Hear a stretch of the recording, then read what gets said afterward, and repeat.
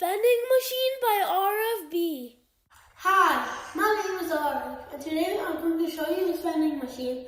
I got the instructions from Dave Parker, and this is how it works. So, first of all, we have the money.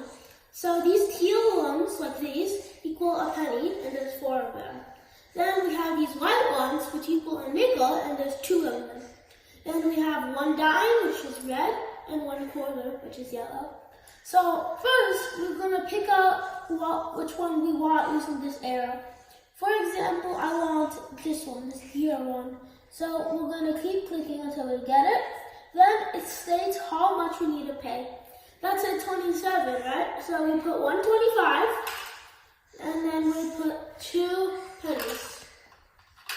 Now we press this, and since we have enough, it drops us and we get it. But for example, if I wanted this wheel, the wheel would equal 27, right? And if I put the wrong amount, if I just put a 5 and I click this, it spells out the change.